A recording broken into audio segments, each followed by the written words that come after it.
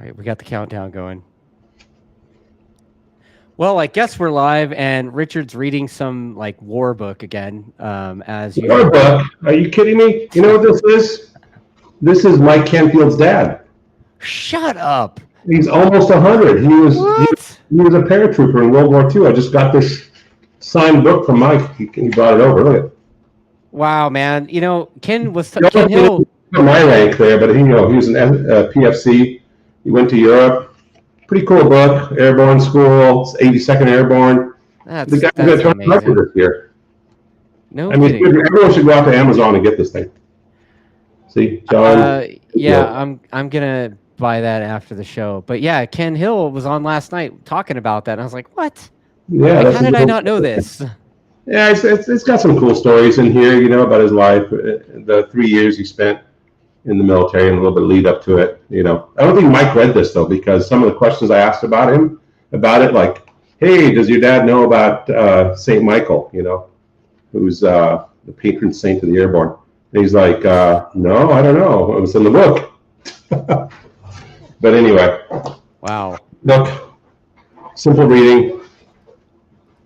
Yeah, man. I mean, that's crazy that we don't know that, especially knowing your background. How did Canfield not share that with you before?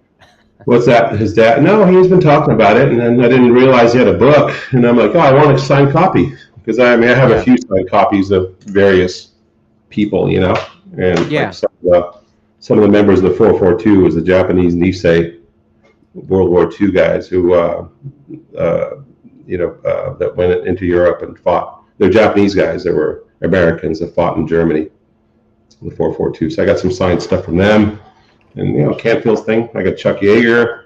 Canfield's thing kind of adds to the collection. Of course it does. Yeah.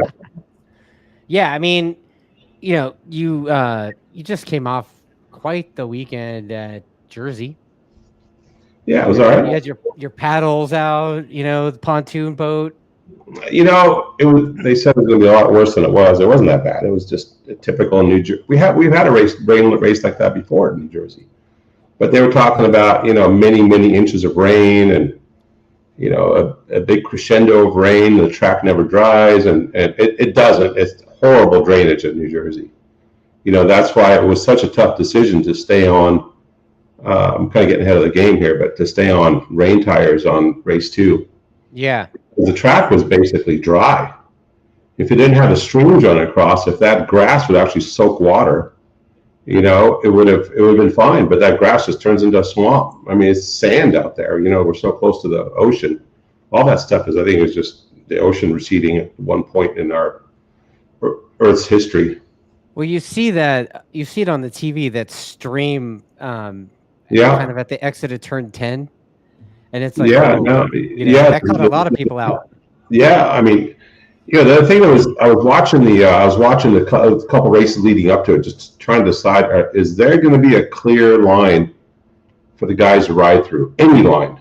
I don't care if it was at the outside edge of the track with slicks, because you would have made up so much time everywhere else. But I couldn't see one. And I was watching the Junior Cup and the Twins and Supersport race through there, and dude, talking about, that was a perfect example of why you need traction control.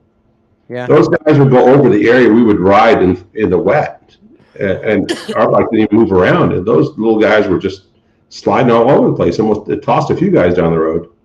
Yeah, I mean, I saw some of the Superbike guys were taking the inside line and just going, like Jake was going right through it. Yeah. But then some of the other guys were going around it. Kind of like the club racers that go around the concrete patch in turn 2 at Buttonwillow, Yeah, I don't know if there was any time you made going around it. Maybe if your rain tire got torn up at the end of the race, but you know what? Those tires really held in well. So they're almost don't even need an intermediate, because those things work fine in the drying conditions. I don't know if an intermediate would have gone over those patches any better. I don't think they would have. I mean, those streams. I think they brought a Q5 out, and they said last minute option. You could use that for an intermediate. And I'm like, nah. Q5. Yeah, that's like a slick with a couple of cuts in it. Yeah. Dry weather tire. And I'm like, nah, it's either rain or slick. I mean, no. And then I guess somebody rolled with a rain front and a slick rear. Of course, they end up, I think, on the ground Right. or whatever. But, you know, I keep saying this, it rains on both sides of the bike. It's wet on both sides of the bike. Like, I don't know what the hell you say. Yeah, it's like the front rain doesn't like move all the water out of the way so you can slick and go across it. You know, if there's a puddle, there's a puddle. That's all there is to it. It's going to hit both sides of both tires. Yeah. You know, maybe a snow shovel scraper on the bike, you know, get all the water out of it. Squeegee. Put a squeegee on the bottom of the bike. They can use a slick on the rear. Yeah, so, you know, obviously the dry time that you guys had worked out pretty good. Yeah. I think PJ got on pole, right? Yep. By just a nothing amount of time. Like, it's the same, you know, but no, it's all, was it nothing amount of time? Maybe. I don't remember what the times were, but PJ was on pole last year. And, you know, I figured it was going to be the same type of deal where he'd get out pretty quick. I mean, that's his home track, but then he couldn't go the full distance with whatever grip he had. Right. I mean, horsepower is not a factor when it comes to racing in the wet. It's just about grip and smoothness. Yeah. I mean, you know, that dude, he's been coming along the last, especially this year. You know, he was starting to get going last year, but you know, this year he really got going. And yeah, I mean, he out-Q'd Jake on Q1 by 0.2, basically, right? Yeah. So, I mean, that's 0.2. Yeah, I don't remember. Yeah, and you know, I mean, even that's pretty good. Yeah, Skolt's got a good time as well, and then you know, for whatever reason, Skolt is almost the same as Jake. Yeah, it just didn't translate in the race. You know, I mean, he just, I don't know. He's had the hell of a season, don't you think? Those guys. Who's that? The Westby guys. Yeah, they've been on a struggle bus for a while, huh? More struggle than not. Yeah. Yeah, that's unfortunate. I think they need to sort some stuff out over there. I think they have a really good bike, and I don't know if Skolt's been at it for quite a while with that team. You think they would have a pretty good flow, but I think the flow is just not there at times. They need to work on that. Like, what do you think the missing ingredient of the secret sauce is? Hard to say. You know, I mean, like I always say, I think our team has kind of a Zen atmosphere. Right. You know, I mean, there's everyone just does their job, and there's no bickering, and there's no drama, and there's none of that stuff. There's really, no sidebars where Walker talks shit about Canfield, and you know, you don't have to. No, it just see our team. We basically talk shit to each other's face, so there's no reason to have a sidebar. Exactly. That is a fact. You know, John and I are always arm wrestling over about setup. That's about the most we'll bicker. Yeah, I mean, you know, Canfield and Walker, and you know, obviously on the other side you got Lee and Will. I don't know, man. Like those guys just kind of do their own thing. They know what they're supposed to do. They do it, and if any time I get to watch, right? So I've been part of your guys' deal forever, and I get to watch, and every now and then you're like, hey, bam, bam, bam, and they're like, okay. And then that's it. That's the level of drama that you guys have. Like, it's not. Well, I mean, they're all professionals. They've been doing this for a while. I got to raise my chair up because I'm like lower than you are. Well, I could lower mine. You're like way up there, and my head's like way down here, like a little baby. Wow. So now I'm really OCD, so the picture wasn't making it for me. Right on. I mean, I know you were kind of sitting low so you could show off your number one plate stuff in the background. So, you know, the 3 on top and then the 1 in the corner there. Yeah. Yeah. So, why be back? You know, I'm going to get back to that in a second, but you did hold that super high, you know, the trophy. I didn't realize I was doing that. Bro, you were holding it up like way up there. You know, it's like you made sure to hold it up even higher than Jake did. You know, we didn't have a banquet again this year. What? Yeah. What's that about? I don't know. I don't know what's going on with those guys at MotoAmerica. I mean, they even announced no banquet. Last year they said, "Oh, no banquet. We're going to have a better one next year." And this year they didn't even say anything about a banquet. Banquet? What banquet? We don't have a banquet. What's a banquet? It's one of those things. They just kind of shoved it under the rug. But I'm not much of a banquet kind of guy. But it's kind of cool for the team to go and Will makes those crazy faces because he drinks too much, kind of thing. Could it be a money thing? I mean, let's not go there because there's definitely some issues going on there with the teams. Oh, is that right? Yeah, we won't go there. Okay. Yeah. I just went there, but okay, I'll pause and act like that never happened. Yeah. We'll cut that in the post. Oh wait, I don't edit this show. Like it is what you get, man. Yeah, I say what I say, and that's all there is to it. And let the haters hate. Yeah, and let the one-way conversations come in, right? We have a lot of those, it seems like. Dude, it's right. Yeah. So let's talk about how it went. I mean, obviously, you guys got going, and you ended up 1-2 on the Fox day one. Yeah, Jake did what Jake does, and he just we powwowed quite a bit, John and I, about the wet setup. And what he's done in the past, what I've done in the past, are like polar opposites. Like I'll turn the bike upside down to find an optimum wet setup.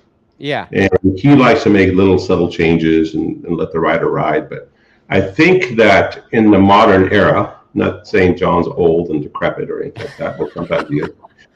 He's seasoned. Like I said, we arm wrestle over. I said, the last couple times it hasn't really worked out as far as how we performed in the wet. And so let's go down the path and then I laid it out logically. Look, I want to do this for the chassis, and this is why. And then you ask, well, why do you want to do that? Because of this. And like we changed the amount of pitch the bike had. And the reason is that the amount of acceleration and grip we're able to generate with our bikes in the dry doesn't translate to the wet anymore. Really? There's too much of a difference between, yes. I mean, can you imagine, I don't know, pro stock bike with water underneath the rear tire? So you can imagine how much grip and acceleration it has, but if you throw some water in that tire, it's never going to get any grip. I don't care if you put a rain tire on it, because the bike's so long, so low, all that stuff. So it can't pitch back onto the rear tire. So we played around somewhat with the center of gravity, the pitch, spring rates, the pivot position, damping forces. I mean, we changed everything. The length of the swing arm, we changed everything. And Jake's like, wow, that was good. It was fun. So we saw that he's having fun out there, and I knew that was going to translate into a win. And it did. JD just didn't quite get the rhythm down in the full wet. But, he seems to accelerate as the weekend goes on. Right. I think he accelerated a bit too much at Coda. On race 2. Yeah. He kind of overdid it on that one, but his progression was, like I said, you go look at the last 5 races, it was 4, 3, crash, 2, 1. Right. So his progression's been better every time he hops on the bike, goes forward. He still has to work on his, solo riding, like in qualifying and all the different sessions previous to the race. But it comes to racecraft, I mean, that dude's got it happening, Yeah, I mean, it's pretty great to see him get the W on Sunday. I mean, Jesus, like that. Like we joked about it before, right? Like it doesn't matter who you put on that thing. Well, I mean, they have to be somewhat of a good rider. If I put you on it, I don't think you're going to win in the wet. Hey, no. I think you're pretty good on it, but you're not going to win in MotoAmerica race. Sorry. Nah, dude. Like I'm not that guy, and I'm okay with that. Yeah, everyone that's ridden our bikes had some pretty good level of success. They've been on the podium. Yeah. A few times. Right. Hayes didn't qualify all that well. He's the only one that didn't get on the podium, but he had 4th. He was going towards the podium, so his pace was there. It was podium pace for sure. And so I mean that's a good thing for the team to feel good about. And I like the fact that the other side got a chance to win one because we had a rough go in the beginning of the season on that other side of the tent. Right. and Cameron hurting his hand and all, so we didn't have any wins on that side. So it'd been nice to. Plus, Jake's been so dominant. Like Will and Lee have been kind of in the desert of wins, so it was nice to have them win one. Right. So they could rely on the win rather than the style of Will's mustache. Yeah, yeah. We don't have to just sell Will's mustache anymore. We can actually win a race. Yeah. Right. Yeah. But it also kind of goes to show that the two bikes are both capable of winning. It's not like you guys are given the secret sauce on one bike and then the other bike just kind of looks cool. Like they're the same. The secret sauce is the guy who's got the grip in his hand. That's the secret sauce. There you go. You want some secret sauce? Add more throttle opening. You'll get there. Yeah. So in race one, at the end of the race, obviously there was some controversy a little bit because of a waving yellow flag penalty for PJ. Yeah. What do you think That's of a tough that? call. I mean, I don't know if MotoAmerica should have went full boogie on that or not, because if you look at that track, especially that section there, it's really hard to see the flagger because it's kind of far off into the area. I don't know all the details. I don't know if it was two corner stations or just that one corner station where he passed. Right. But I remember just looking at the corner of the camera and I could see the waving yellow on the inside of that big sweeper. I can't remember what that corner number is. 10. Yeah, the big sweeper 10. So I think they were on the inside waving, and the next corner station was green. So he picked exactly the wrong spot to make that transitional, pass. Yeah. And he got dinged for it. And, we got a 2-second penalty, loss of position because of the touching the green stripe by half an inch, Right. Yeah. I mean, I will say this. It was a similar kind of situation last year with Kayla Yakov. I don't know if you remember, but she's like 5 wide, and then her and maybe another rider or two got penalties, and then the one kid didn't. The kid that got passed didn't get a penalty. So it's just it is just a rough deal. And they stuck a camera in PJ's face after, and he was clearly less than stoked. Yeah.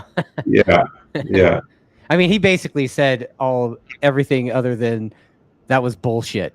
Yeah, I probably would have said that was bullshit, but I don't know if it's total bullshit or not, because PJ can see them pushing a bike off. Yeah.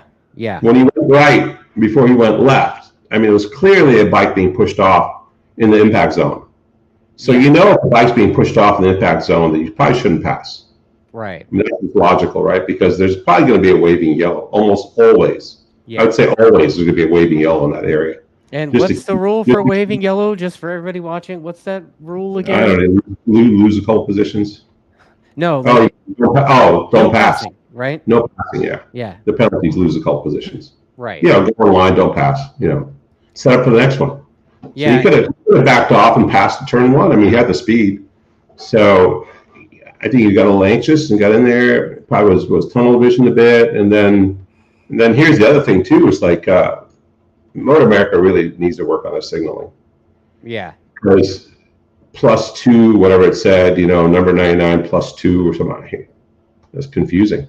Even our riders be like, what are they talking about? +2 what? +2 seconds? +2 something?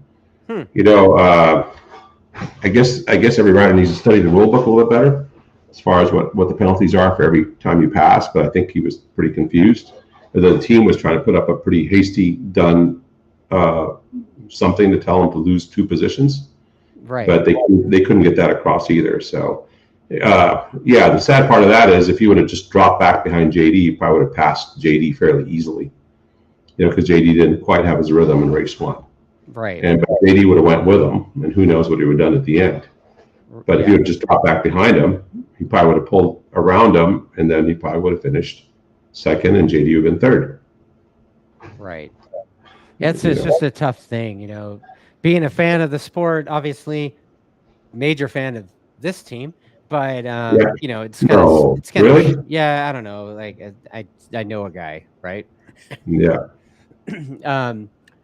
It's tough to see things go down and races finish that way, with rule stuff.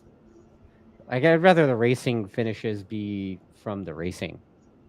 Yeah, but I mean, I think it's a good rule. You don't want guys trying to pass when there's corner workers trying to push bikes off. Oh, absolutely not. Absolutely. You know, And what's the like you said, like alternative? Red flag every time somebody crashes. right. Yeah. And the thing You know, is, you know, with the race be then. like you said, you know, from the TV camera perspective, I'm sure MotoAmerica uses other angles and stuff. They could probably see better than we can as fans Yeah. from the TV, from the couch or whatever.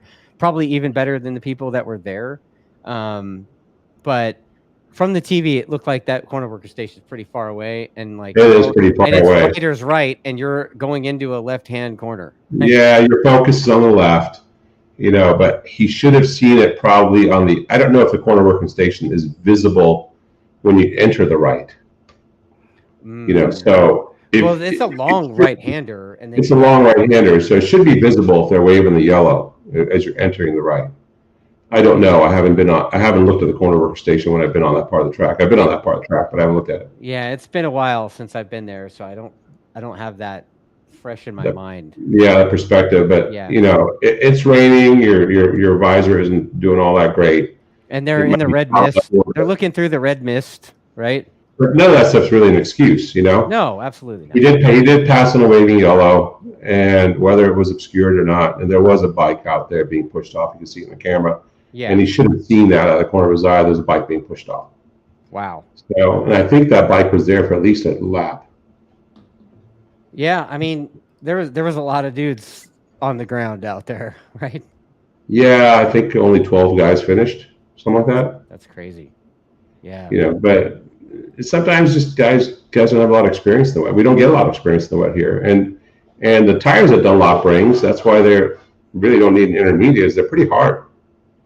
You know, when you in World Superbike, they have a couple of different wet tire options. Say in MotoGP, you could go to soft wet or harder wet or medium wet, kind of thing. So be a wet race, they get 2 or 3 options, but we have the wet tire, and it's wet tire. The wet tire. And I could have shown you the tires on the bike now.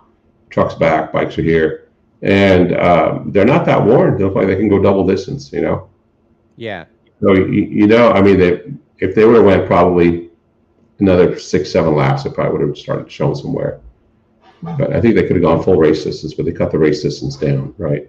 Yeah. So they could have easily gone full races. The tires are pretty hard, and I think they don't make for a lot of great grip. But I think they overall, from wet to semi-drying, I think they did pretty good. I mean, you can see the guys put their knee down and get pretty comfortable, and JD looked like he was going for it, you know, in race 2, and the bike was doing what it was supposed to do, and every now and then it would slip a little bit, but the traction control and all that stuff would catch it, so it wasn't all that dangerous. Yeah, race 2, there was a couple times where JD would come onto the front straightaway and like his foot would come off the peg, and it's like, oh shit, here it goes, and then he would just keep on trucking. Well, you know, he's only like about 2 millimeters taller than Tony Ilias, you know. Right. So it isn't like you're going to get much leg on the foot push thing going on. We could probably raise the pegs up a little more, but yeah, his foot would slip off. And you know, we have really sharp pegs, right? Some people complain, oh, it tears up my boots, but when it's running like that, you really want those sharp pegs. Yes. Yes. So, man, I've got a whole bunch of comments here coming in. Yep. Should we blow through these or what? Sure, let's get the comments out. All right. Holy shit, there's a lot. Oh wow, there's YouTube ads on the live stream now. Okay. Cool, actually. Tim P says he's asking for my opinion. Why is MotoAmerica trying to kill the stock 1000 class? I don't. Are they? I don't know. Like I saw the schedule posted for next year. I guess there's not a lot of stock 1000 rounds.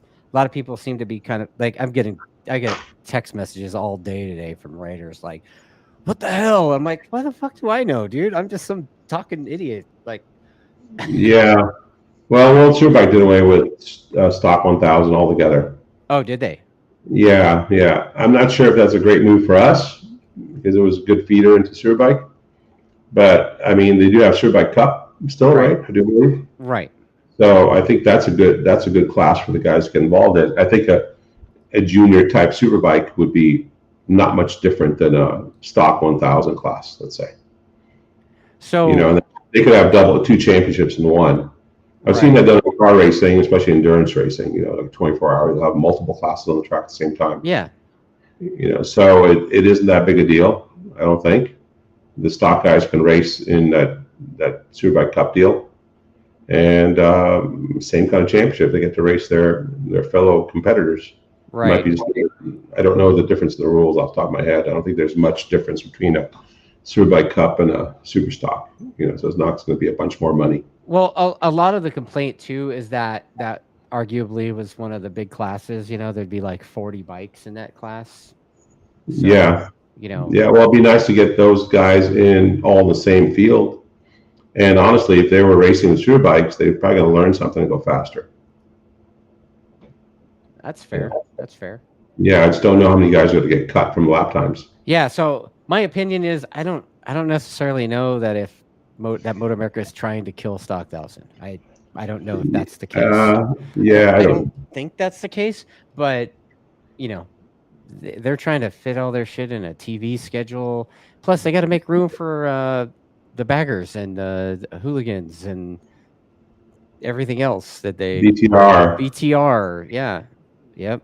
So, maybe there's just not enough time for. I don't know. That sounds pretty like bullshit. Schedule. I know that it seems like Superbike race distance seems to be getting one lap a year shorter or something. Yeah. It seems that way anyway. It seems to be getting shorter. Our fuel loads are getting less and less and less and less. I mean, it used to be at one time you need 21 liters. Now we're down to like 15 liters, 14 and a half liters to finish a race. Wow. So sometimes 16 and a half liters at most. Well, no, your bikes are just getting such good fuel economy. Well, that too. They do get good fuel economy, but we're running around on pump gas, so I guess that's that. They're running around on worse than pump gas, but okay. Yeah. Yeah, I mean, I posted that little clip that from our last show about the fuel, and you're like, hey, hey VP, could you just bring us the fuel? And there's still people coming at you with the didn't you get caught doctoring the fuel? So doctoring. Does that mean that the fuel's ill? Perhaps. I mean, yeah, I'd say so, but whatever. We go to Arco and get the STP, octane booster. That's what we're doing. Right? Yeah, we got a little STP in there, and then we have a little Marvel's mystery oil. Throw that in there. Some injector cleaner, and I don't know what else. Slick 50. Some nitro. Yeah, Prolong. We just throw it all in there, and then you go to Home Depot and you get a little paint thinner and a few other things. Just clear out the whole shelf and just dump it all in your gas tank. Yeah, it's probably better than what we're running now. Actually, just throw all that crap in there. So 848 Evo says MotoAmerica needs Stock 1000. They really add to the Superbike class. I think it's a feeder as well. It's unfortunate there's not more rounds, but maybe those guys could race Superbike Cup, and then there you go. You got all the rounds. Yeah, I don't know what the motivation is there. I didn't hear anything about them trying to kill Stock 1000, but like I said, I think they can almost combine the classes. But the negative is that some guys are not going to be able to make the grid because the lap times up front are so fast if they keep the same percentage, to be able to qualify. So there's a lot of this commentary all over social media, but Proto asks, so is JD coming to the team next year full time? I don't think we have any room. I think JD's he's a free agent right now. I don't know what Estenson's doing, so that'd be a good question. We borrowed him from Tim Estenson's flat track program, the Estenson Racing, and so I think he's under agreement with them till the end of the year, I do believe, but I think he really wants to go road racing. So hopefully Tim will put something together for him. I hope that's the case, but I'm not sure if that's going to happen or not. And then same dude's asking, why did Fong's bike blow up? Where? Did he blow one up this past weekend? No. Wait a second. No. Okay. No, he didn't blow up this weekend. Okay. He blew at Coda, the very first outing. Right.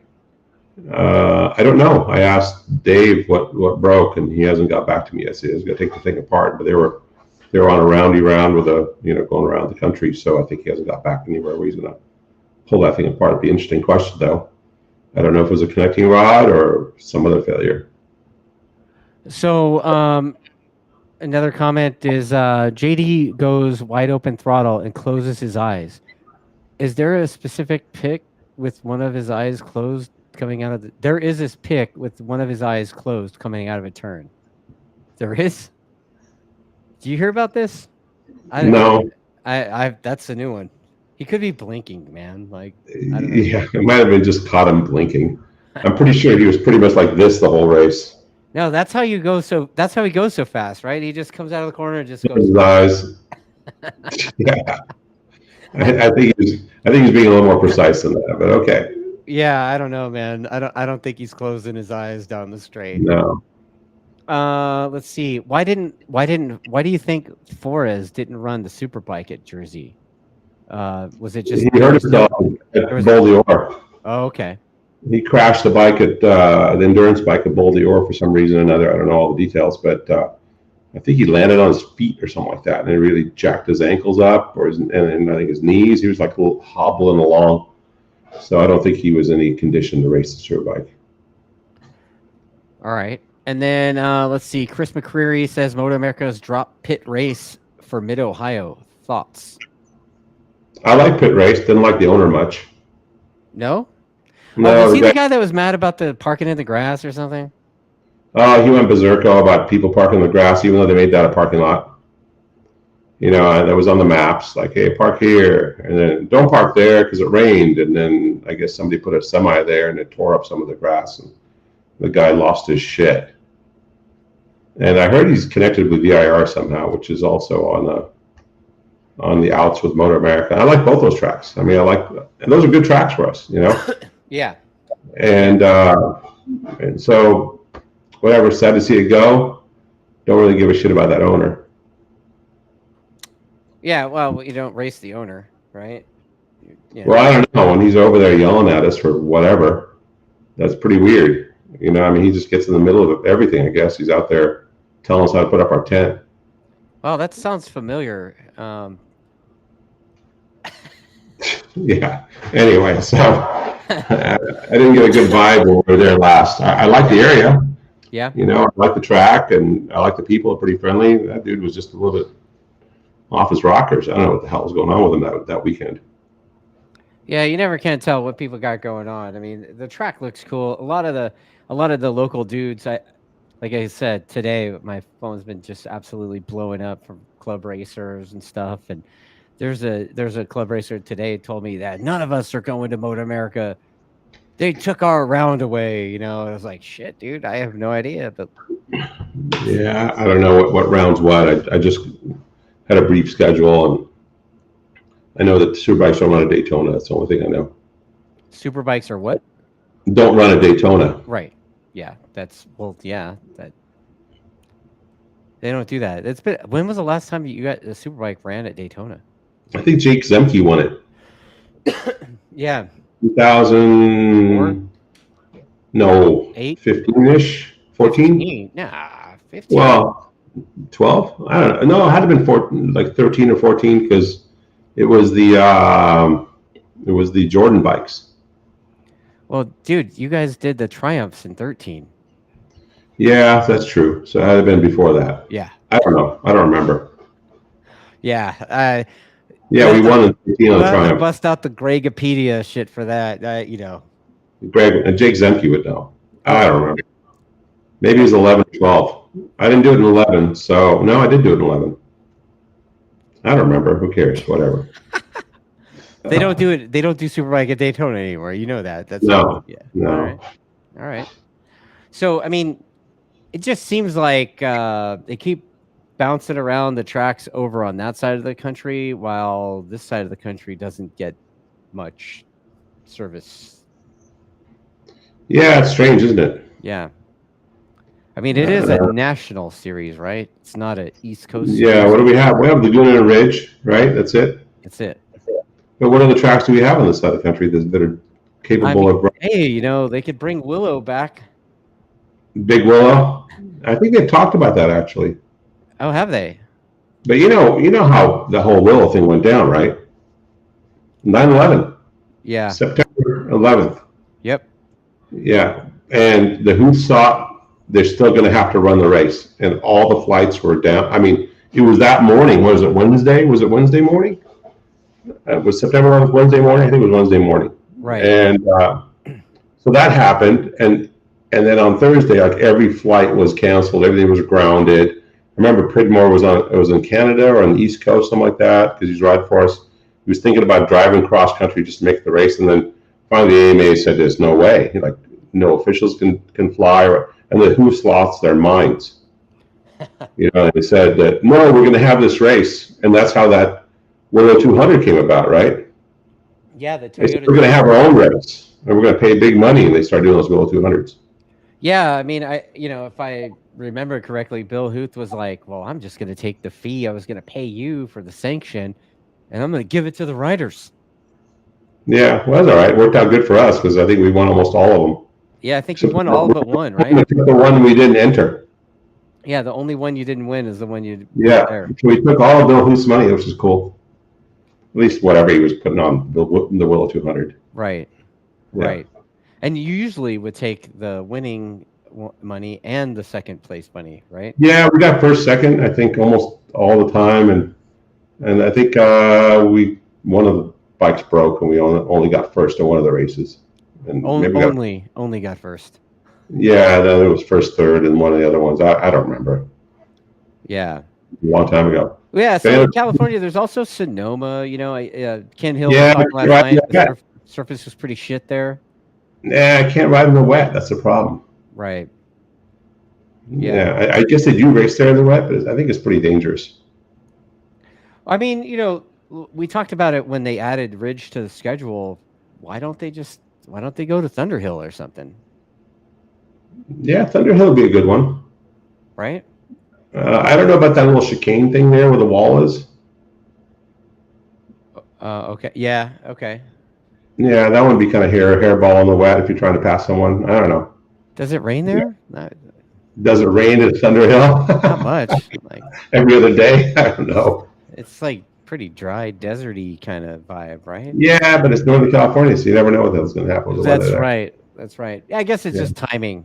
Timing would be. Yeah. So whatever. We got the schedule we have. Most of the stuff's in the Midwest and East Coast, but it's fine. A couple on the West Coast. A lot of driving for us. Right. Right. Yeah. Any other questions for you there? Oh man, it just keeps piling up. But you know what? We'll get back to the questions later. All right. So obviously, race 2. JD pulls the pin, does his thing. There's a comment asking if Jake mailed it in for race 2 or sandbagged. Sandbagging is when you qualify poorly and they go out and win the race kind of thing. That's called sandbagging, like going out and going, oh, I'm going slow, boy, my bike is slow. Right. And then like Doug Poland would sandbag on the Ferrari Ducati all the time because that bike was way faster than those 750s. So he would just ride around in second or something like that and win at the end. Right. That's sandbagging. But now he just wasn't feeling it with those weird conditions and just said, last race of the year, I don't really want to throw this thing down the road. I'm Jules from Pin the Gas podcast says that I look like a retired cookie salesman. What the fuck does that mean? Do I look like a retired cookie salesman? Who sells cookies? I don't know. All right, whatever. I mean, I'm a fan of cookies. Yeah. I guess you could say a connoisseur of cookies, but a salesman though. That's you're a recovering cookieholic. That recovering cookieholic. That's right. That's right. That's why my shirts are so big. Yeah. Right. Wow, Jules. Mind you, I saw that guy at Coda, and he wears Teamster cut size stuff. I'm just saying. Okay. So there's that. All right. So yeah, race 2. Let's go back to it. Jake sandbagging supposedly. but not. He was just mailing it in. What do you think? What was the deal with Jake, race 2? Now he told me after the race that when JD went by, he's like, he really wants it. Go ahead. Is that what he said? Yeah, pretty much. Wow, dude. That's really something. That's really something. And then JD's reaction too. Like, what was your conversation with him in the winner's circle? Because I saw. Well, it started on the grid because we brought the slicks out, and he goes, "I don't know what to do," something to that effect. And I'm like, "I didn't ride the track. I couldn't see it on I couldn't see it on the monitor. So you have to tell me what the track was like." I go, "Is there any dry lines forming where the rivers are?" He's like, "No, there's still pretty much rivers." I go, "I think turn 1's still pretty wet." So we kind of went back and forth with this. I go, he's like, "Well, I didn't want to make the decision." He tells me, "I don't want to make that decision." And I'm like, "Well, you're sitting on the bike and you just did a lap on it. Tell me what the track is like." So we went kind of back and forth with that. I said, "I'll tell you what, if you put on slicks and you win, you're a hero." I go, "But I'll tell you what we did at MotoAmerica when it was drying conditions, and Cameron Peterson went out and, won that one and pulled a pretty big gap in the last 2 laps. If you recall that race last year, It was drying conditions. We should have been on slicks on that one. We would have won by further, but hey, we won anyway. A win's a win." And I told him, I said, "These things are going to move around. You're going to feel like they're going to throw you on the ground, but they won't." I go, "It's not like a wet tire on the dry is not like a slick in the wet. A slick in the wet is also like, boop, you're on the ground, right?" Right. But a wet tire on the dry is just going to squirm and move and protest, but it's not going to throw you on the ground. It's not like all of a sudden going to lock up and crash." So I said, "Keep that in mind." And he just went out and did his race. So what did you say to him in the winner's circle? Because I saw you lean in with a grin on your face. I said, I don't know if I should say this or not. No, say it. Like, it's this. I said, "This is just like VIR, right?" Oh man. Except Gerloff isn't up on the podium crying. Oh man, that's awesome. I like Gerloff, but it was just kind of, remember when he got beat? Totally. So upset that JD beat him. He was just, the look on his face. I worked really hard and wow, man. That's awesome. I said, sorry, Tom. Wow.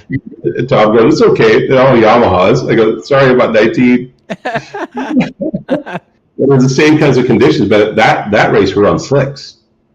I think JD and Garrett were the only ones who were on slicks.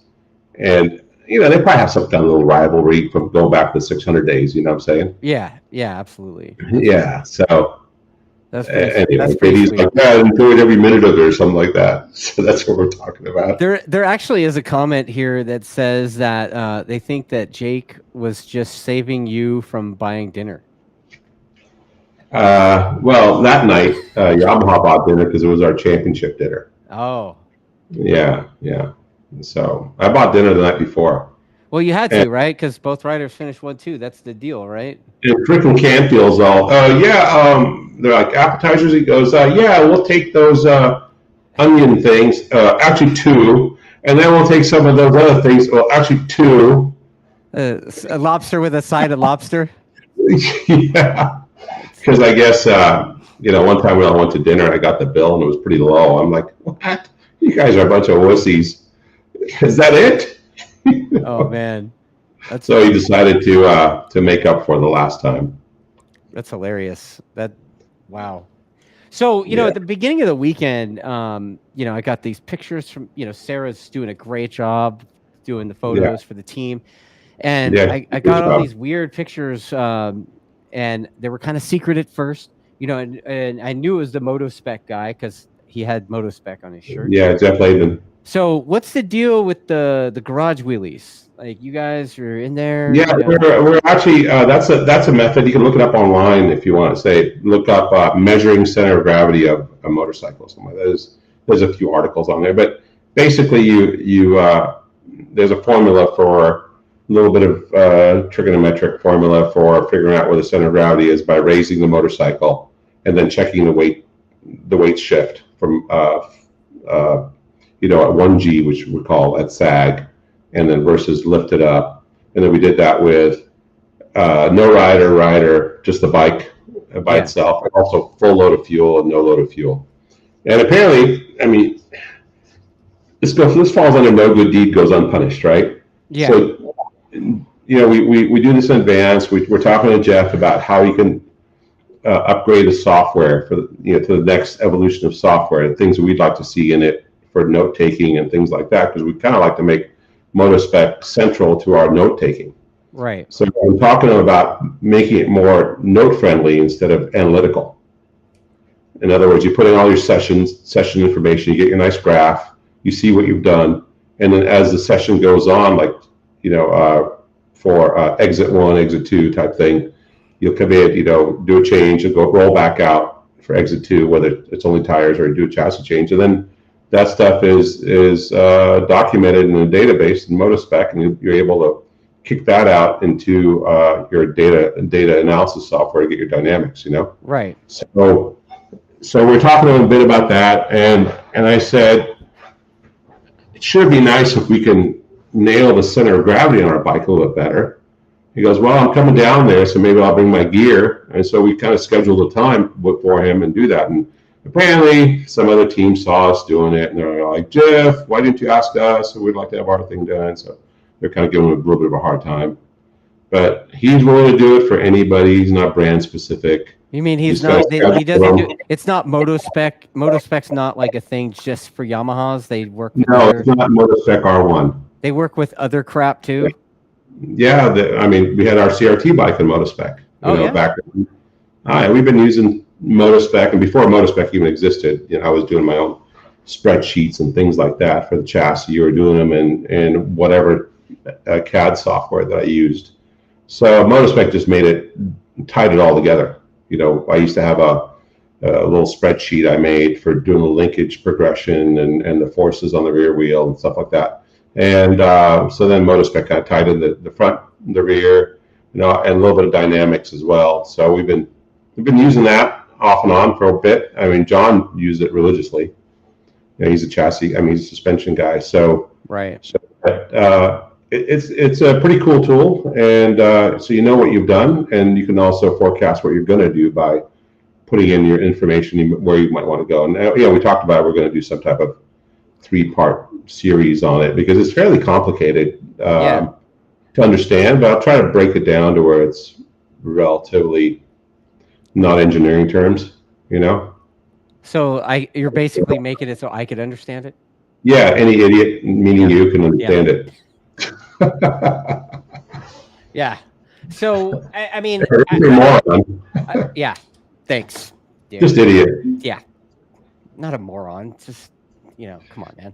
Yeah. So this, I kind of MotoSpec for dummies. This would be a good way to. That's what you should call those next 3 episodes we do is MotoSpec for dummies.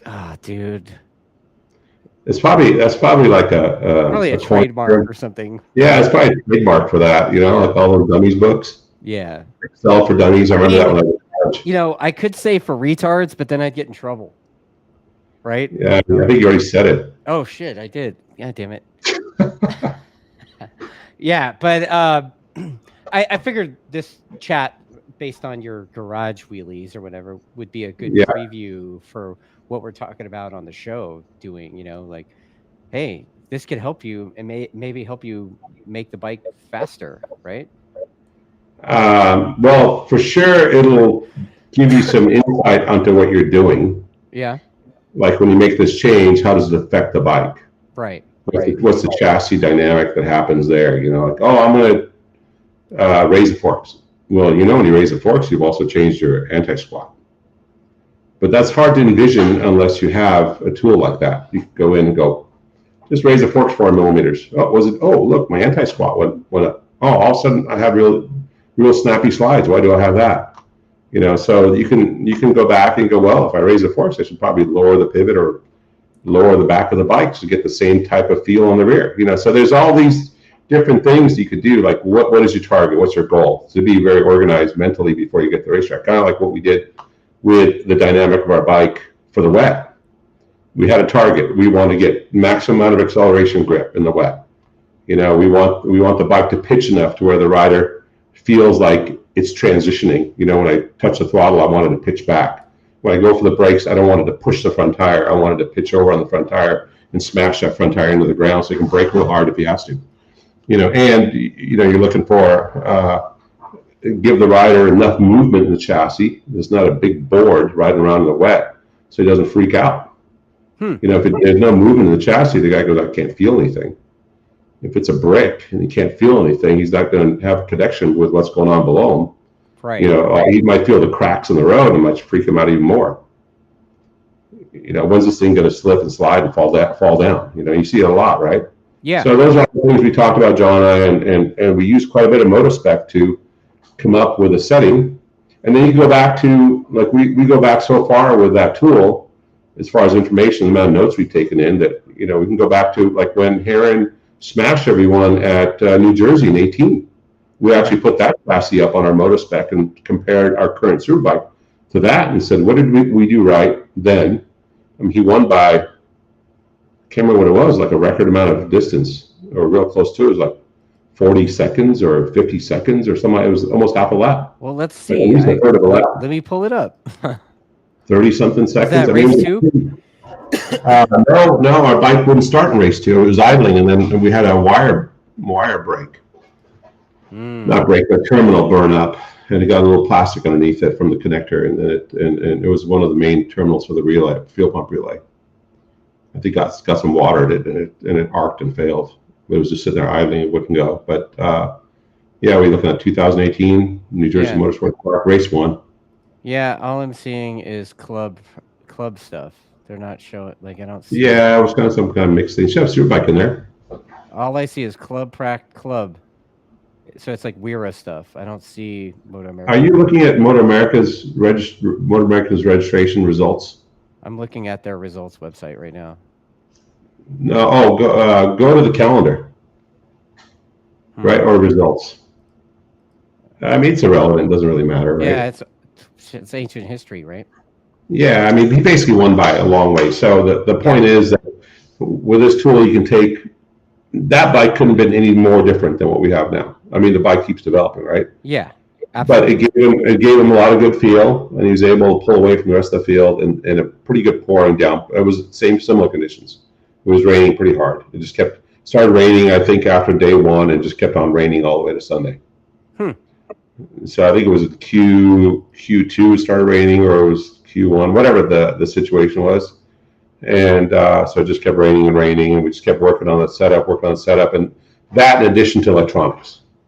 So you could hear the bike on TV cracking and popping, like we were back at Buttonwillow before. Yeah, which is interesting, because we use this thing called TRM, which is a throttle management routine that the bike does now, so it doesn't pop and bang as much as it did. Right.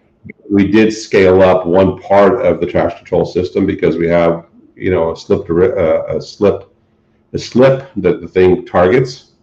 So we allow it to slip a certain amount, and then there's a thing called slip derivative, which is the change in slip. So the change in slip is what takes out, kind of, let's say, the snappy slide. Right. You know, and you need, so we go to work on that quite a bit, turn that up, make it pretty strong, so that way the thing can slip but not have a snappy slide. And so that's when you get the popping and banging, and it's trying to just stop the thing from doing the snappy slide. And on top of that, we make the bike actually spin and slide more than it does in the dry. Really? That makes any sense. Yeah, because, well, some guys would do it in the past by turning in the rebound on the shock. Okay. You know, that way it'll hold the suspension down, so if the thing does slide, it's predictable. And you know, we do it with the pivot and other forms of, you know, changing the shock, the whole dynamic of the anti-squat in the rear. But that's what the MotoSpec comes in handy. You go, well, how much anti-squat do we have in 2018? What was our swing arm angle? What was, you know, our pivot position? What was the trail number? You know, you take all that stuff, you compare it to the bike you have now, and then make a very educated guess, I guess you can call it, on what's going to work for you. And it was a pretty nice turnaround from where we were at the last wet race. So we talked a little bit about it offline, but could you share with us a little bit of, like, the the difference between JD and Jake with the slip, like it maybe at the beginning of the race and at the end? I thought you said you wanted to see used versus new wet tire. Yeah, that's what I mean. For the same rider. Did you say for the same rider? Same rider. I don't know if there's much difference, but we can have a look. Because I mean, it looked like on TV the bike's starting to move around quite a bit at the end, and so was that higher or was that what was that? Well, I can share the screen with you, and you can tell me. But yeah, there was definitely quite a bit more. All right, let's share a screen. Let's see here. What screen do we want? We want this one. There we go. That one. Okay, so see it? It's black screen right now, but yes, I see it now. Yes. Okay, so you can see the cursor moving around? Yes. Okay, so the, what do you call that color? Greenish blue, whatever color? Aqua. That was, we'll call it teal. Teal. Teal, yeah, teal. I hate that color.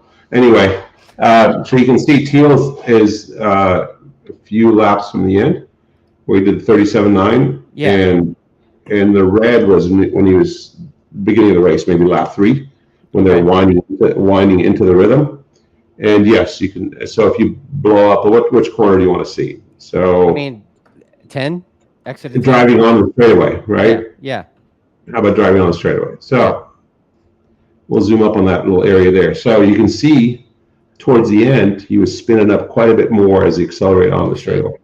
Wow. You see that green line there? Yeah, man, that's a lot. It's quite a bit more. That's the slip. So basically, let me explain what these are. These graphs.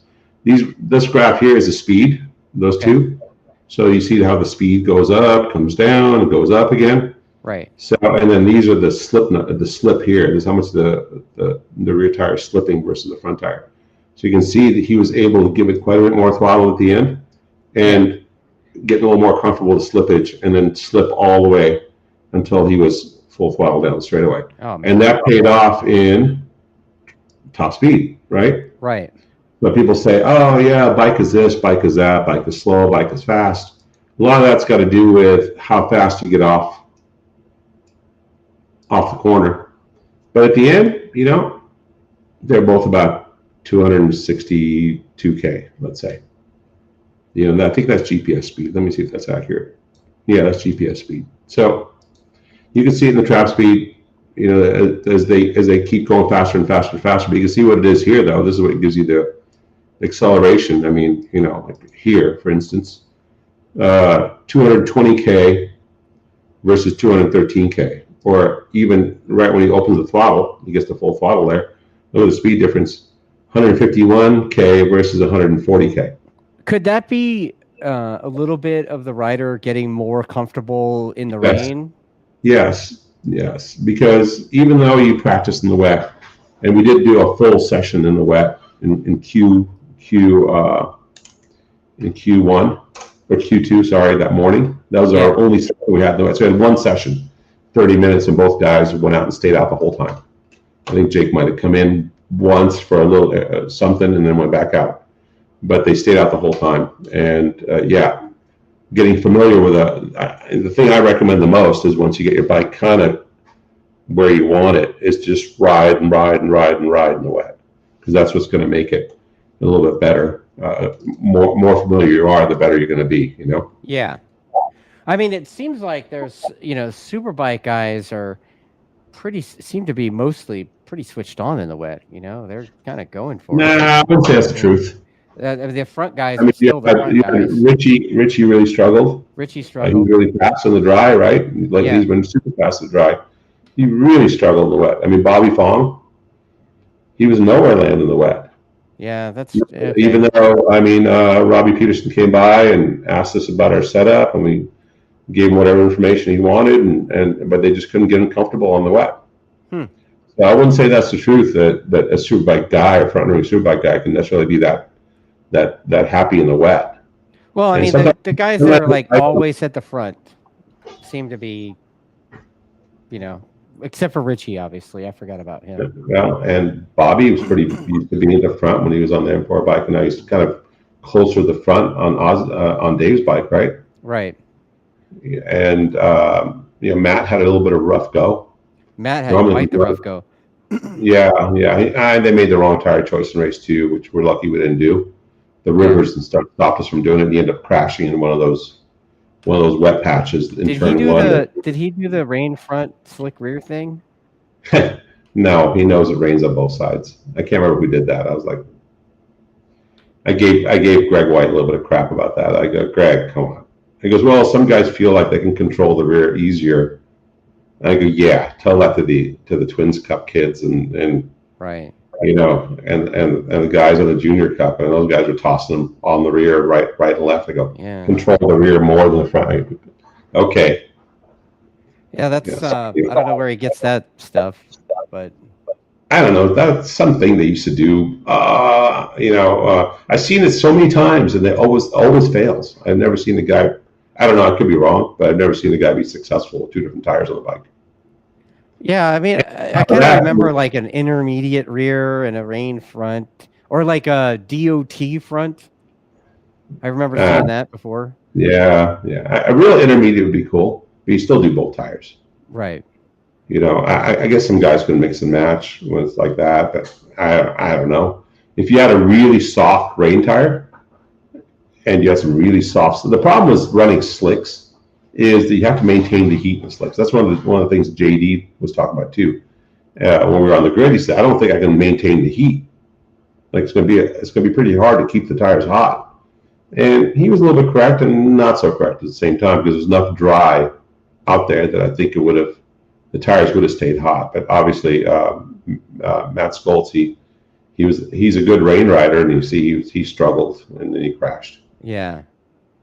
Yeah, I mean, he's kind of had that. This season was kind of a season for him to forget. Yeah, it was one of those seasons. Yeah, they just shoved under the rug.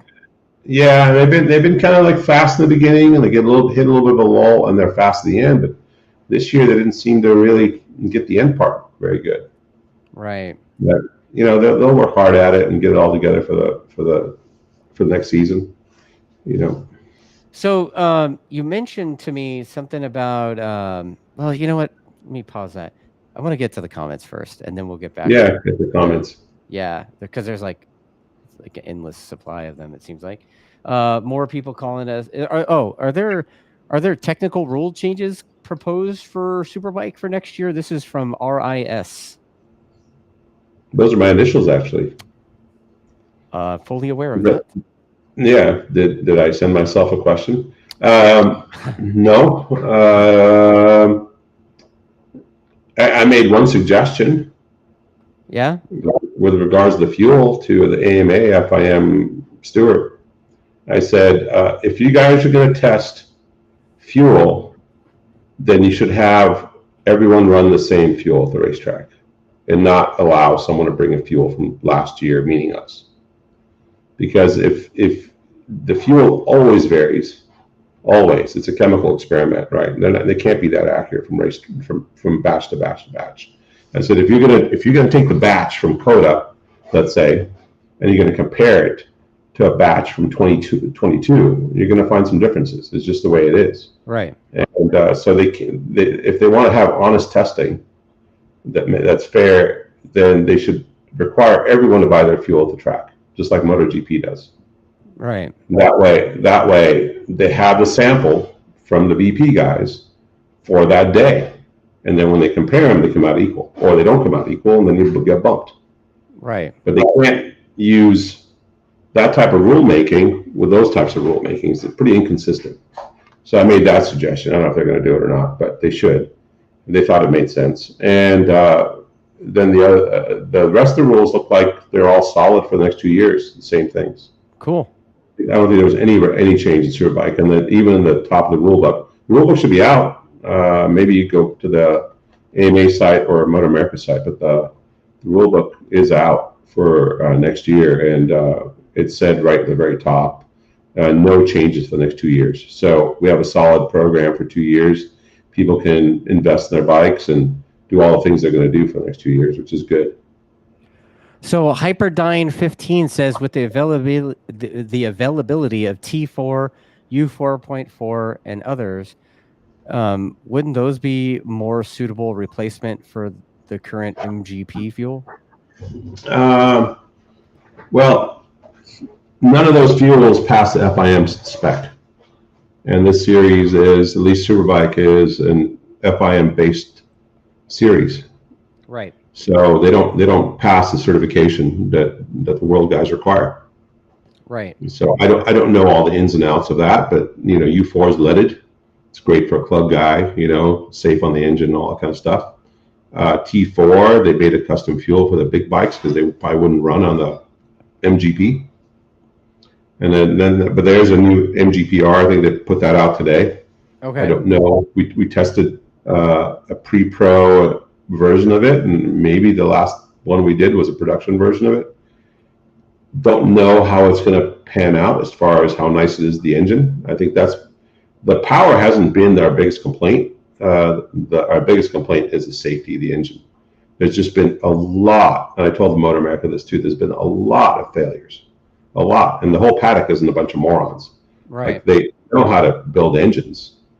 I mean, we have customers of ours that said they've had their worst engine year ever. These are professional teams. Yeah. That buy whatever they buy from us, pegs and this and that, clamps. And, you see guys that are blowing up. The Ducati guys, I mean, those are professionally built engines, $45,000 each.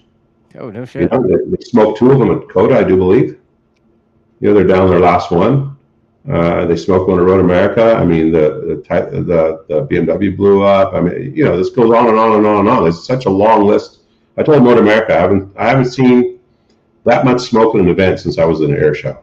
I mean, it's craziness, right? That's insane. So yeah, I don't know what they're doing with the fuel, but it's just not nice to the engines. You can see it in the piston wear. When we went to Portimao, we used the ETS fuel. We went, I think, 320K down that straightaway, and every lap, all day long, and there was a lot more laps done there than we do at a MotoAmerica National. And we took the engine apart, and the color on the pistons was great, and the piston skirts looked nice, and the bearings looked nice, everything looked nice. We do a round of MotoAmerica and take it apart, and it looks like, wow, pistons are all worn. Looks like it's like 100,000 miles. Yeah, I mean, not like that, but you can see where it's put a lot of load on the skirts. So that tells me that it's just the fuel is not cooperating with whatever we're doing.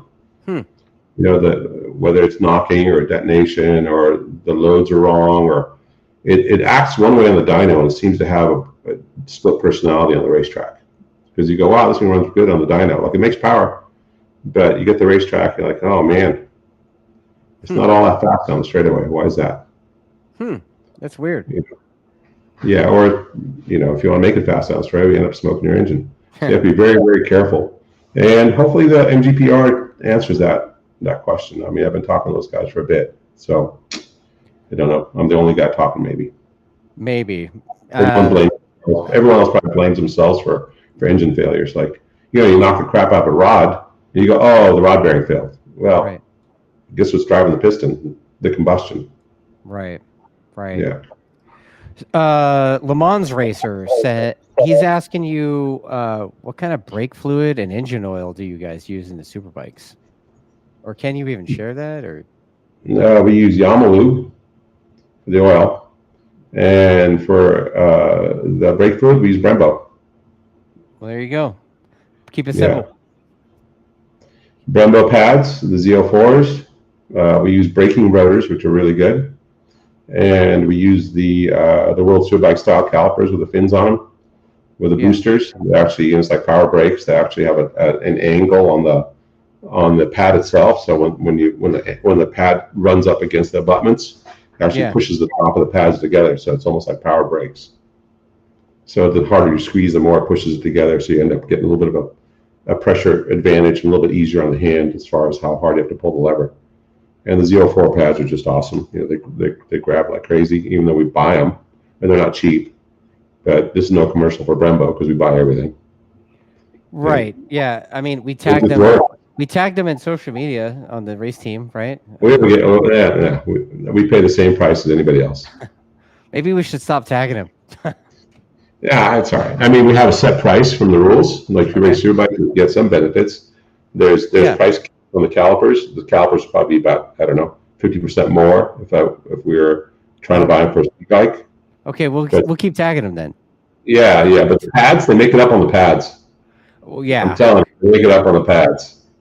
Yeah, I don't really take more effort to make pads. I think pads are not the price of calipers kind of thing, when you start thinking about it.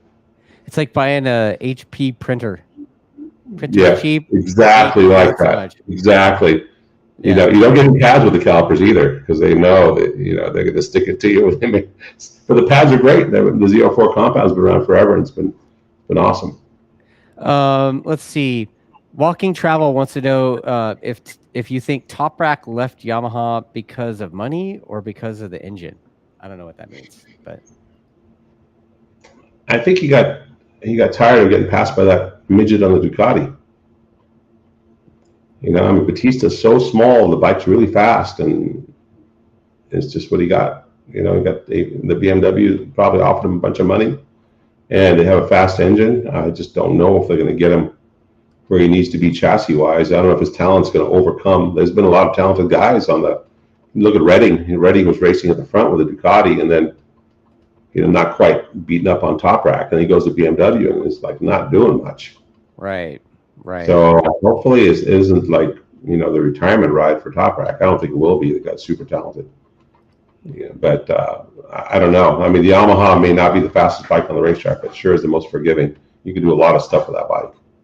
If you ride that chassis and you do the chassis right, it could turn a good lap time. But I mean, he's right there racing with Batista all the time. So I don't know how many championships we won with that thing. And I don't know. I think they just announced. Was it JSV guy? He won. This is his 12th championship on the R1 or on the Yamaha. What? Not particularly that bike, but 12th championship. Yeah, 12th Superbike championship. Imagine that. There's some kind of record, I think. I mean, it's just like we were talking about earlier. Like everybody you put on the thing, podiums or wins on it, right? So even the substitute guys. I mean, it's got to be a good motor. I think you can say there's a number of things that are happening. The dynamic of the team is really important. Right. And we have everything compartmentalized between, Marshall does his little bit with electronics, and then the rider goes over to the other department, which is John with the suspension, and then I work on there, doing some overlays or telling them where they're sucking, and pat them on the back and tell them to go again and give them some confidence. I think it all inspires confidence, and then we're able to sort the feedback out of them too. Right. So you're able to get the feedback instead of just a bunch of blathering nonsense. You go through it logically, and you're able to pull all the information out of the rider, and then you're able to put it into some kind of change that will make it go faster. That's basically all you do, right? Like all the time. That's basically how our pit works. Roll up the sleeves. That's how it works. Yeah, right? yeah, and then you got two guys on the chassis that do their thing, and all the stuff's gonna be tight, and the guy can ride out, and nothing's gonna fall off. Doesn't mean we're without issues. That's what you get. At dinner, I just want to say this. At dinner, Marshall went after me. What? Yes, because the last time we talked, I said that in the first session of Coda, he had a little misstep and he put the wrong file into the bike, and we couldn't figure out why he had such an aggressive throttle, right? Yeah. And he goes, he got up and made a speech. I think he'd been drinking. Oh, I think he had one too many, which is one. For the guy.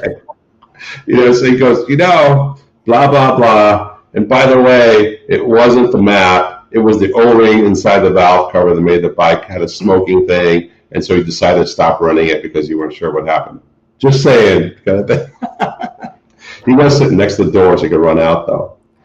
Well, naturally. Yeah, there's a plan.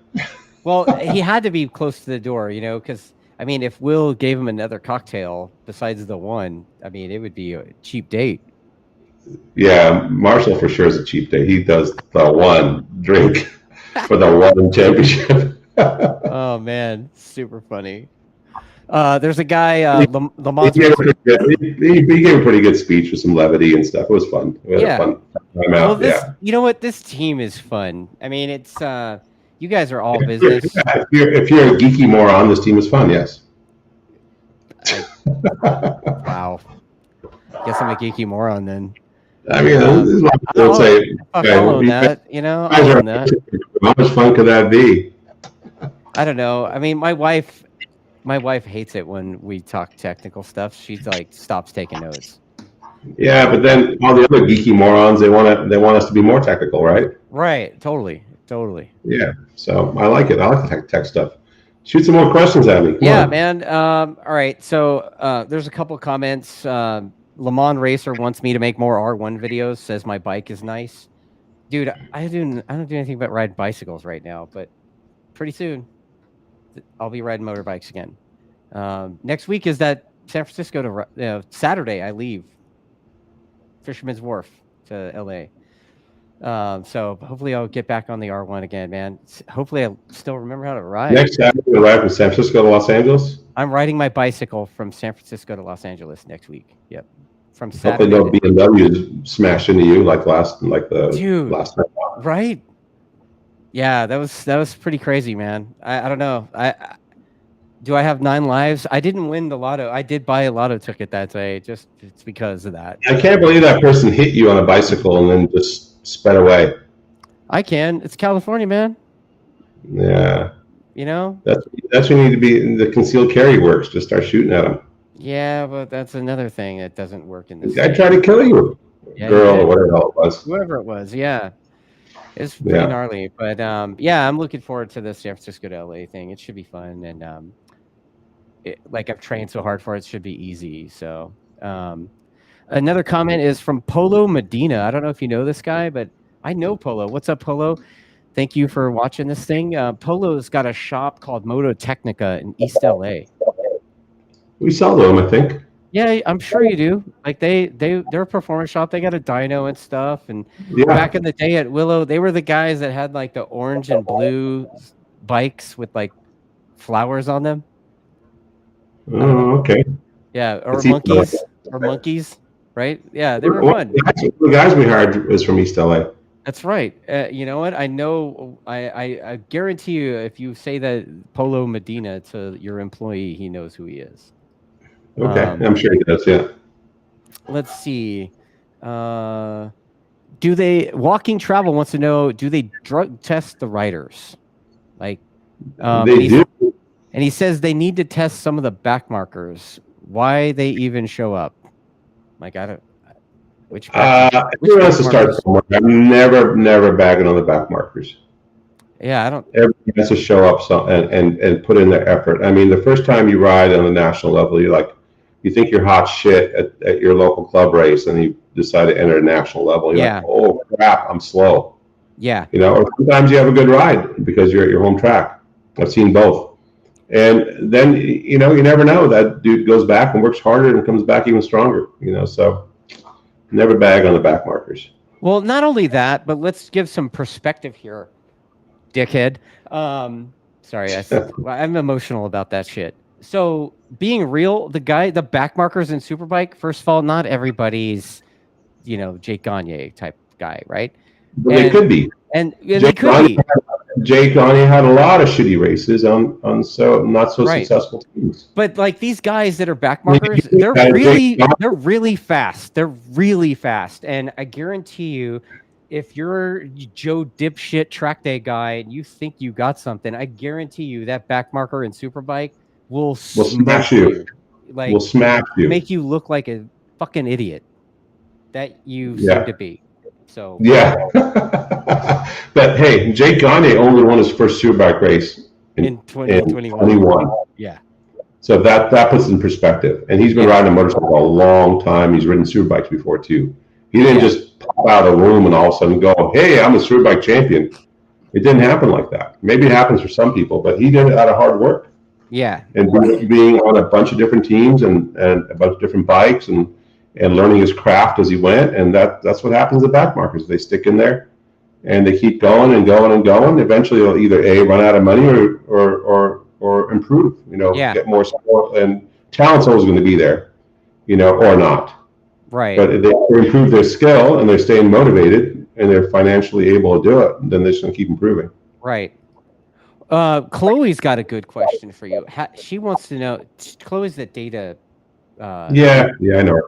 So Chloe wants to know if you've added knock sensors this year to try and prevent any more engine failures, like in case of variations in fuel quality.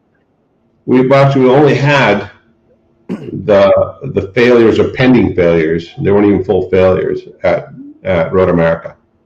They went out, came back in. We didn't like what we saw. We pulled the bikes, and they came in on their own power. It wasn't like they died or had a hole in them.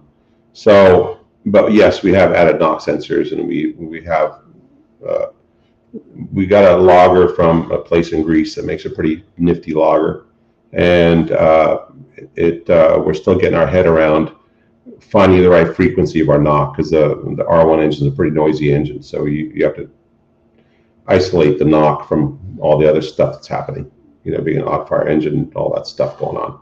Yeah. The valve train noise.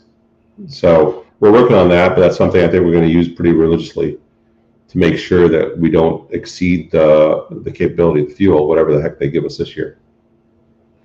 I mean, that you're always doing something to try to make the thing better, I mean, do you have big plans for this winter to make the thing even faster? And well, I saw on the schedule, I think they might have done this on purpose. They made COTA a triple header. Really?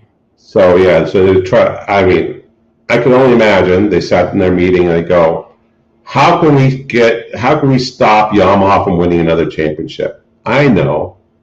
We'll make triple headers at the longest racetracks. There you go. So of course we'll be working harder, because I want to defeat that concept. Okay.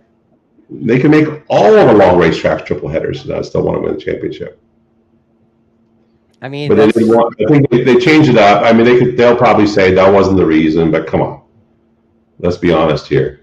If we're a few K down on top speed, but Jake did win COTA the first race, right? Right. And I think we finished second in the second one. So that was a draw. But if they make it a triple header, who knows what's going to happen?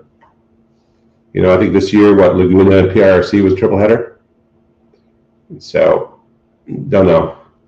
So Hyperdyne 15 wants to know, he says endurance racing has made a decent return in the past couple of years, and there are a few MotoAmerica regulars participating. Are you a fan of endurance racing, and what are your thoughts of it as a training tool? Endurance racing is a different kind of animal. You'll see a lot of endurance guys are probably guys that don't quite have the cutting edge anymore to race in a sprint race. They might have been fast at one time, like I'm talking about the world level guys. Right. But they're not quite competitive enough anymore to be at the front, and they'll go endurance racing, win world championships. As far as training tool, I don't know that it's the same type of thing as sprint racing, because you just don't push as hard in endurance racing. At least you shouldn't. You'll end up with a smash bike, or you'll kill your tires, or whatever you got to do. I don't know how long an endurance race is. Are they talking about 24 hours? Are they talking about 6 hours, 12 hours? 6 hour, 8 hours. I work with Chris Paris at the Yamaha school, and he's on that endurance team doing the WERA endurance thing, and they win. They win basically. Yeah. And it's another race, man. It's fun. It's fun for the crew. Yeah. We've done 24-hour races before, and now every time I say I never want to do that again. Yeah. And every time we go to Daytona and do the 200, I say I never want to do that again. And then somehow you end up doing it. And then another year later, you're like, oh, let's go do Daytona. I'm like, what are you, an idiot? Why do you keep doing this to yourself? You keep kicking yourself in the balls and wondering why it hurts all the time. Jim Allen from Dunlop used to say the best part of Daytona was when the landing gear came up. Oh, man. Yeah, so I think he's right. Yeah, Chris always talks about how huge the gas tank is on the R1 they're using. I guess they got like 9 gallons in it, I think. That's a wow. lot. I mean, he's like, oh, it's a pig, it's this and that, but somehow they Yeah. win the thing, they win a Well, the lot. rear stuff is different rules than WEC, right? Right. So I think they have a liter amount in WEC, so they can't go too far on the gas tank. Yeah, there's let's see. Is there any truth to the rumor that JD Beach is going to go to Westby next year? I think he was talking to them. I think Flores was talking to them. I think a lot of people were talking to them. Really? I think that I think Trigg was getting a headache from all the people bombarding him for a ride. So I think they've been banding around a couple of different ideas, and one of them is going to 2 riders, which would be nice. If they would do that. I don't know if they're going to do that. I don't know. Chuck hasn't said anything to me about it, nor if he did and told me to shut up, I would. But that's what I saw in the paddock, and unfortunately, we had a little bit of bad news in the paddock as well. Yeah, talk about that. Like I kind of started to talk about it earlier, but then I was like, no, pump the brakes. Yeah, I mean, what questions you want to talk about? You want to talk about this? Yeah, let's talk about this. So I mean, we're at the track, and all of a sudden Chuck sends me a note and says, "Tytler's is done. They're out." What? We're like, what? Like, are you kidding me? Apparently, Michael Kiley, I'm not sure about his stick-to-itiveness, his intestinal fortitude. I'm starting to question that. Really? Because I mean, you don't put this kind of effort in and not stick it out and try to win championships. I know he put a bunch of effort in it this year, and Cameron Beaubier got hurt and he saw a few rounds, but I guess the BMW put out some type of thing where they're pausing all sales of internal combustion motorcycles. Yes. Some type of problem with the emissions, EPA, only in this country. So it sounds a lot like what Volkswagen did. Had some CEOs going to jail and gigantic fines and all this other stuff. Remember with the emissions cheating, double map stuff? Yep. So I don't know if that's the case, but they said it was a voluntary on the part of BMW to stop all the sales. So I think with that, I think it pissed off Mr. Kiley there, and he decided, I'm not doing this anymore. So I think he went, and I heard he went to his crew like on Thursday or Friday and told them, you guys might as well start looking for a job. Which I thought that was kind of awful for the team, personally. Wow. And, I mean, I hope that that's not the case. Well, I asked Dave Weaver, I said, how's the drama going? He goes, what drama? I go, I don't mean about the track. I'm talking about your drama. He goes, oh, that. Oh. He goes, I don't know. It's up 1 minute, down the next minute, up 1 minute, down the next minute. But apparently they have a person that might be stepping in to take over that deal. That's what last I heard. But the way these rich guys go, I mean, they snap their fingers and they change something and they snap it back and change it back. And a lot of times if they put their head on something, they get a negative vibe and then they're done. Wow. They're kind of stuck with that negative vibe, and that's the problem again. It sucks. Especially because, like, I thought the dude seemed like, I mean, if that's the case, the dude seemed pretty switched on. He was like excited. Smart guy. The press release that we had at the beginning of the year was like, he seemed fun. I don't know. I hope that's not what happened, but that's what happened. Yeah, that sucks. That's shit. I mean, I heard it from the team and I heard it from rumor mills, but that's what happened. Like, I wonder why. I wonder why he chose to bail. If that's, if he bailed, I wonder why. Well, I mean, the excuse, which I didn't hear from him, was that the BMW thing. Something like, well, if I can't sell BMW motorcycles, why should I go racing BMWs? Because he's got a dealership too, amongst all the other business ventures that he has, which I don't know everything the guy's into, but he's got some stuff going on. Right. So some money making stuff, and so unfortunately, that's what happens sometimes when you get some rich guys involved in the sport instead of a company that's been involved in motorsports for a while. But you think somebody else is going to take over that particular program? Sounds like that. I mean. Rumors are rumors, So the rumor I hear is that maybe the Steel Commander guy might walk into it. Oh wow. Yeah, this guy Sean Fisher, I think his name is, and he might go in because he's been around the paddock, and he's been kind of testing the waters with different teams. I think he wants to have his own team. Okay. He's even talked to us, I do believe. Right. And he came up and talked to me for a minute. I think at one point he was talking about buying Yamahas, and then he was Superbikes, and then he was talking about buying Kawasaki Superbikes. So maybe the BMW Superbike thing. I mean, hell, they have a very capable rider, Cameron Bobier. I don't know if Cam would stay, if those guys would pay out his contract, or how the hell that all works. But yeah, I don't know what the contracts are made out like. I don't think he's cheap. But kind of a bummer. I wanted to see those guys continue and have a really good program. We could race against them, and I hope the Ducati. I hear there's another Ducati coming in, but I think it's only Supersport. And I've heard both. I keep hearing it's Supersport. I hear it's Superbike. But well, that'd be awesome. Then I also hear Honda Superbike. Yeah, Honda guys, I think might be the next year. Okay. They were all hot to trot by what I heard, and then a little bit of silence afterwards. So I think they're maybe looking at the next year, get involved. And I mean, the series keeps growing. Their attention all over the world keeps growing. And their numbers are up, right? I mean, MotoAmerica's done a great job at promoting the thing, I don't know if that's the case or not. Well, I mean, I think their numbers are up. The numbers are up for whatever reason.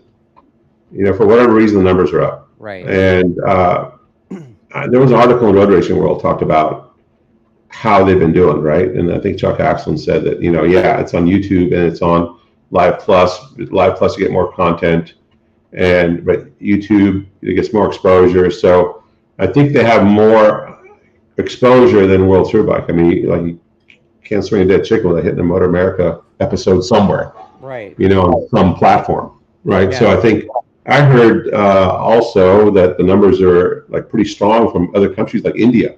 Really? The amount of people they have, yeah. Well, the scooters real big over there, motorcycle scooters, stuff like that. Lots of wheel stuff real big. So they follow our racing, internationally. I mean, people know who Jay Gagne is, know who our team is, that type of stuff. Well, they need to take Pressure to Rise off YouTube and put it on HBO or Max or whatever now, or Prime or something. I don't know if we're quite at those numbers yet. Yeah. But it'd be cool. And there were some interesting stats, something rivaling some of the F1 stuff that they're playing, and better than World Superbike. Then World Superbike went and stepped it up a little bit, so it's kind of been back and forth. AMA Superbike racing used to be only number 2 to Grand Prix back in the day. Right. Before DMG took it and gutted it. But idiots, those guys. That's back when the Chevy trucks were the sponsor, and not all that kind of stuff. Not dipshits auto sales that doesn't write the check, right? It was like Chevy. Oh yeah, they've got some horrible ones. Right. Yeah. So they need some better series sponsors, and I think Ford. They were talking to Ford guys, and the Ford guy bailed. He went and did ballooning or some crap like that. I don't know.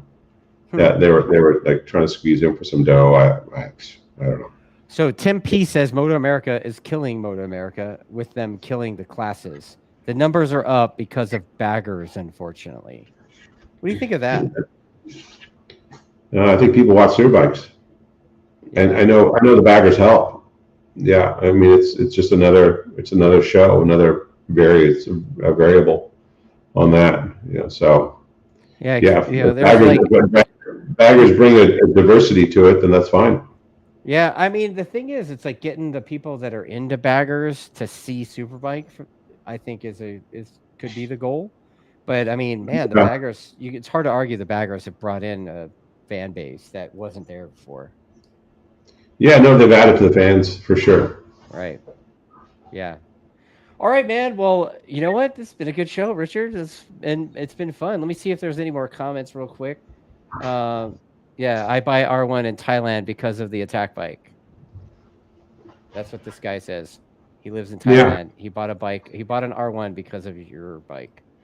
So. Yeah, we get quite a bit of international cooperation there when it comes to stuff like that. Now, do So customers have you guys? I know for years you guys have had international customers having you guys build engines at the yeah, shop. Is that still the yeah, case? yeah, we do some stuff like that. It's there's like we had some guys in the Middle East, like Dubai and stuff like that, and then you get a builder over there, and then we walk them through all the stuff they have to do, and they start their own shop and things like that. But they still buy our products. Yeah, yeah, it's good stuff. Just got to keep growing the market the best we can before our government kills it. That. So when's the first test? I mean, that gasoline here is almost $6 a gallon, right? Almost. Yeah, diesel's more. It's like almost 7. Yeah, right? I don't know. I paid like $6.80 for diesel the other day. So Yeah, it's crazy. Almost They're just trying to squeeze us until they kill us. Yeah, current government sucks. Yes, it does. And wish there was something we could do about that. But instead of whining about that and complaining on social media, we just fuck around with motorbikes like dumbasses. Yeah, we just blindly go down the racing path. Yeah. Like JD, right? Yes, that's where I run my business. Right on, man. Well, Okay. when's the first test? I don't know. We just got that schedule, so still waiting to sort out all the details of the team. Okay. We're right now we're open for a title sponsor. So if someone wants to step in a title sponsor mode, we're looking for that. And Yamaha's actively talking to a couple different people, and we're actively looking as well. And so there's a bunch of stuff working over the winter. Okay. I mean, we have a deal, but we need to improve the deal, right? Right. Well, always try to make Papa Tom's job easier. Yeah.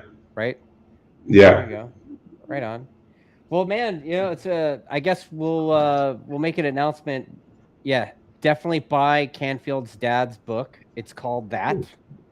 You know what? I'm gonna find it and I'll put a link to it in the description of this video. It's on Amazon. It's on Amazon. So yeah.